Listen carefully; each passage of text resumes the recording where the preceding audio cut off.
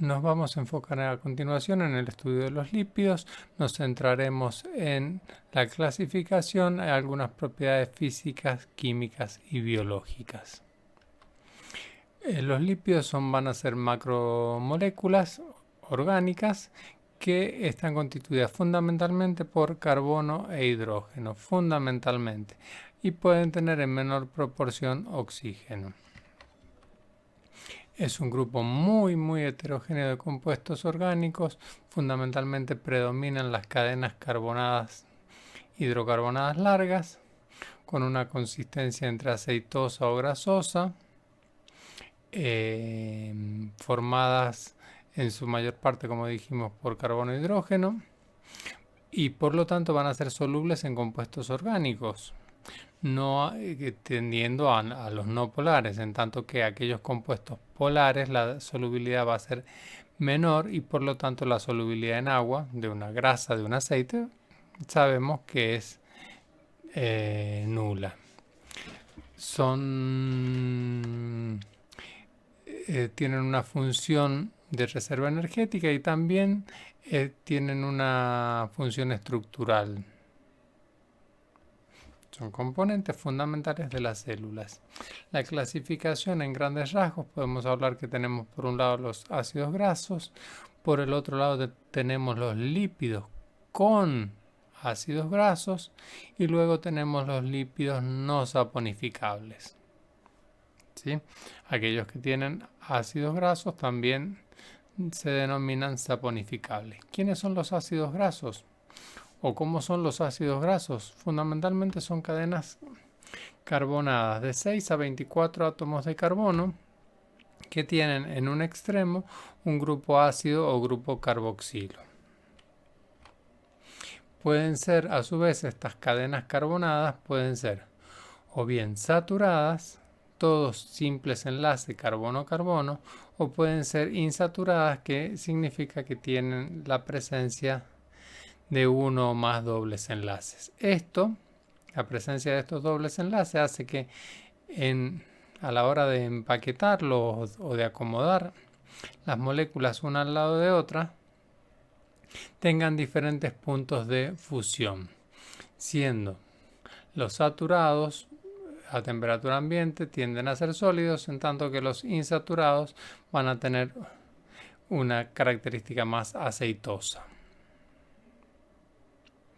Aquí tenemos un ejemplo. El hecho de la forma tridimensional va a ser distinta justamente por la presencia de un doble enlace. Los más conocidos dentro de los ácidos grasos: palmítico, esteárico, oleico. Y dentro de lo que es la parte alimenticia, los ácidos grasos más conocidos son los omega 3, los omega 6 y los omega 9. ¿Qué significa esto de omega 3, omega 6 y omega 9? Es la ubicación de donde se encuentra el primer doble enlace del ácido graso. En general van a estar presentes en semillas y frutos secos y en aceites vegetales. Y el omega 3, estamos hablando, es un elemento muy importante para proteger de ciertas enfermedades de tipo coronarias, ya que reduce la hipertensión, el colesterol y los triglicéridos. Son poliinsaturados, esto significa que tienen más de un doble enlace, insisto, hablando de los omega 3. Y son esenciales, esto significa que el organismo no es capaz de sintetizarlos. Por otro lado, tenemos los omega 6, también son esenciales, con características similares, pero si hay exceso de estos pueden empezar a provocar algunos efectos secundarios como problemas de inflamación en general. Estos son los omega 6, van a estar presentes en las carnes rojas, en las aves, en el huevo y también en frutos secos y aceites vegetales. Y por último tenemos los omega 9, que los omega 9 son monoinsaturados, tienen solamente un doble enlace y ese doble enlace está en el carbono 9. Estos ya no son esenciales debido a que el organismo es capaz de producirlos. Van a estar presentes en aceite de oliva, aceite de canola, de girasol, de nueces y tienen la capacidad de aumentar el colesterol bueno, high density, de elevada densidad, que sería, y disminuir el colesterol malo o el de baja densidad. Reducen, por lo tanto, el riesgo de enfermedades cardiovasculares y bajan la tensión arterial, así como reducen el endurecimiento de las arterias. Estos son los clásicos que escuchamos en las publicidades asociadas a aceites.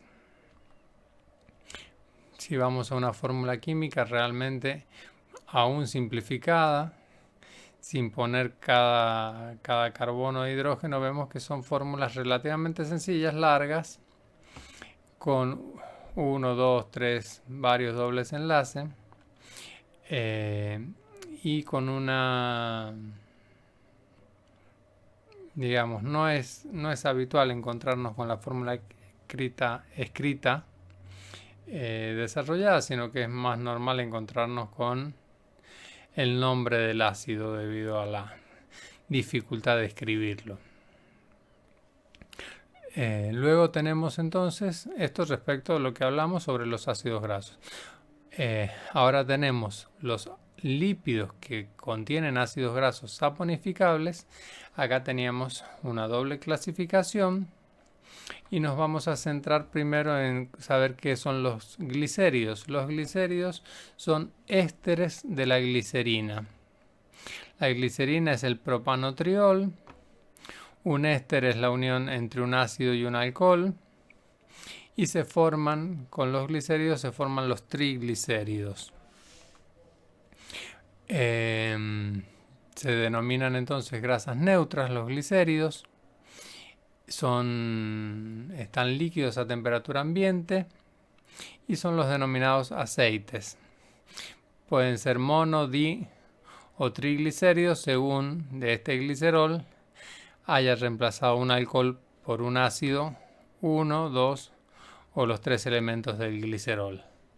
Están en aceites, en la manteca, en cebos y demás. Los triglicéridos son los constituyentes de la grasa corporal. Están en alimentos, los produce el hígado, es decir, hay un circuito cuando ya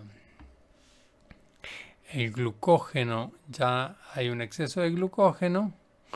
La siguiente opción para seguir almacenándolo es convertirlo en triglicéridos. Circulan por la sangre, pueden estar saturados o insaturados.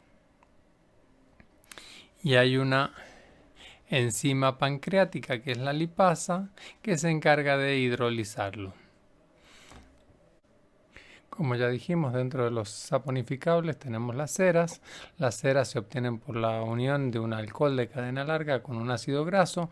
Y aquí tenemos como ejemplo la lanolina, la cera de abejas, el recubrimiento que tenemos en el pelo o en las plumas o en el exoesqueleto de los insectos. Bueno, como un ejemplo de uno conocido tenemos el palmitato de miricilo, que es la cera de abeja.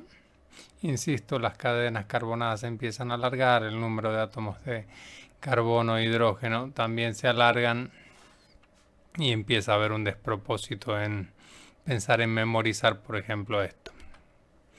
Luego tenemos también dentro del grupo de los ácidos grasos saponificables unos que son complejos, que los vamos a nombrar como para entender de qué se trata y vamos a ver algunos ejemplos dentro de esta familia que son de interés biológico en particular, ¿sí? Todos van a tener un interés, una función, pero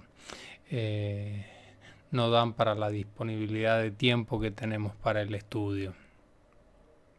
Aquí tenemos los fosfolípidos. Los fosfolípidos los hemos escuchado muchas veces nombrar, se encuentran en todas las células, van a estar asociados a proteínas. El nombre remonta el fósforo, remonta a la presencia de fósforo, lípido a la presencia de un lípido. Están formados por el glicerol, 2 ácidos grasos y un grupo fosfato. Entonces, ¿qué es lo que sucede? Esto hace que los fosfolípidos tengan una zona hidrofílica, es decir, que se lleva bien con el agua, que puede ser soluble en agua, y una zona hidrofóbica o que le tiene fobia al agua. Y son, son moléculas que se denominan anfipáticas, de manera tal que pueden, de alguna manera van a servir para solubilizar algunas grasas que decimos o emulsionarlas. Acá tenemos la estructura básicamente, entonces tenemos el glicerol en el medio, una o dos cadenas de ácido graso, en este caso 2, y por el otro lado, después del fosfato, una cabeza polar. Esta cabeza polar entonces va a permitir una solubilidad en agua, en tanto que esta zona no polar le va a dar solubilidad en aceite. En contacto con el agua se van a ordenar formando una fina película de modo tal que la parte polar se una o se oriente hacia la parte polar de otra cadena y se forma lo que se denomina una bicapa lipídica, formándose a su vez especie de vesículas, especie de pequeñas gotitas, digamos, como un recubrimiento a las gotitas de agua. En lo referido a las funciones de los fosfolípidos, estos confieren estructura a la membrana celular, son capaces de activar enzimas y actuar como mensajeros en la transmisión de señales hacia el interior de la célula, actúan como surfactantes pulmonares facilitando el intercambio gaseoso, regulan el colesterol dado que lo solubilizan y actúan como precursores en la síntesis de prostaglandinas, tromboxanos y leucotrienos. La lecitina es uno de los fosfolípidos más conocidos de alguna manera. Esta es producida por el hígado y también la podemos encontrar en diferentes alimentos de manera tal que mediante la dieta la podemos incorporar. Tal es el caso de carnes, mariscos, lácteos o vegetales. Tienen la capacidad de regular el paso de los nutrientes a nivel intra y extracelular. Se encuentra presente en recubrimientos que protegen al cerebro y también en músculos y en células nerviosas. Entre las funciones de la lecitina tenemos que mejora el funcionamiento del cerebro, así como también la absorción de vitaminas y de tiamina. Aumenta la energía vital debido a la presencia de fósforo en su estructura química y de manera tal que colabora en la formación de ATP. También repara el daño hepático causado por el alcoholismo y ayuda a adelgazar dado que es un disolvente de grasas. Los fosfoesfingolípidos, si miramos la fórmula, van a estar constituidos por un grupo amida y una cadena larga de un ácido graso, luego la colina y el fosfato, y los glucoesfingolípidos van a tener un monosacárido en un extremo. En ambos casos, los fosfoesfingolípidos y los glucoesfingolípidos lo que van a tener es una dualidad que les va a permitir la zona polar interactuar con solventes o con sustancias polares y la zona no polar le va a permitir interactuar con sustancias no polares de forma similar a lo que realiza la lecitina de soja. Una de las propiedades características de los lípidos es la saponificación, que habíamos dicho al principio, que significa que tienen la capacidad de reaccionar con hidróxido de sodio para formar jabones. Es una característica adicional de este tipo de compuestos. En el último grupo de esta clasificación tenemos los lípidos insaponificables. Estos son los esteroides, entre ellos el colesterol, las sales biliares, las hormonas reproductivas y la vitamina D3, los terpenos, que son los carotenos, como la vitamina E, A y la K y el alfa-tocoferol. Y tenemos un estudio especial, un análisis especial que tendríamos que hacer al colesterol, que es un elemento estructural de muchas membranas, que es precursor de otros esteroides, como los ácidos biliares, la vitamina D3 y hormonas suprarrenales como el cortisol o la esterona. Puede depositarse en las paredes internas de las arterias, generando bloqueos y produciendo ACV, y está relacionado con sales biliares del cuerpo y las hormonas esteroides. El organismo puede fabricarlo, es decir, ahí existe un colesterol endógeno y también existe un colesterol exógeno que no es necesario consumirlo. El colesterol a su vez va a estar asociado con los LDL y los HDL, que son ellos, son las lipoproteínas de baja densidad o de alta densidad, que son las encargadas de llevar el colesterol. Entonces, ¿qué tenemos? ¿A qué le llamamos al colesterol malo? A una lipoproteína de baja densidad que tiene la capacidad de llevar muy poco colesterol.